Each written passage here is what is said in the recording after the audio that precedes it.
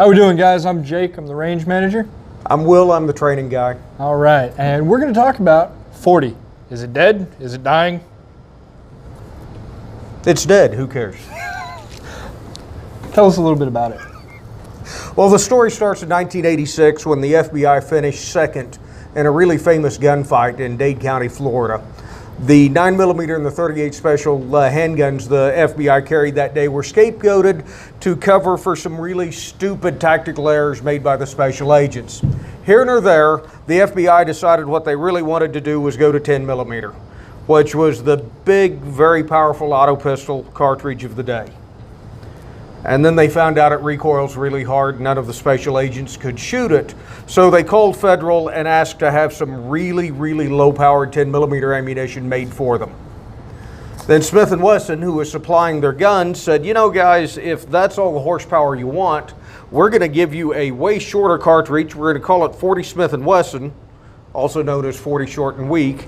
And we will get you those ballistics in a much smaller gun. And the 40 Smith & Wesson was born in 1990. So obviously the 40 passed a lot of those tests and it was doing a lot of things that 9mm was unable to at the time. Correct. So here, in obviously as time progressed and bullet manufacturing, material, metallurgy, that kind of stuff started coming more into effect, why are we now seeing 40s start to fall back off? From an institutional standpoint, from large law enforcement agencies, 40 Smith & Wesson is a very expensive cartridge to run. Okay. It's a high pressure cartridge. The guns don't last very long. They require a lot of service and maintenance. 9mm guns are much less money to run on an institutional level. Sure. So there's a fiscal attraction to 9mm. It recoils less. It's easier to shoot. All the guys shoot better qualification scores. And the bullet technology is caught up to blur the difference in performance between 9 and 40 to the point that no one cares. Right, so it's basically negligible at this point. Absolutely. And so the reason for shooting the 40 is now basically outweighed by the shootability of the 9 and its performance. Yes, absolutely. While the FBI was the birthplace of the 40, I'm going to say that the FBI was the final nail in its coffin as well. FBI is the standard testing organization for small arms and ammunition for all of law enforcement. They have a series of tests in which every handgun cartridge must meet a certain criteria. Mm-hmm. There's minimum penetration requirements and maximum penetration requirements through a number of different barriers and barricades, and it's a denim test, isn't it? Denim test, yeah. Drywall, windshields, car doors, all kinds of stuff, with a preference that for bullets that expand to 1.5 times their original diameter.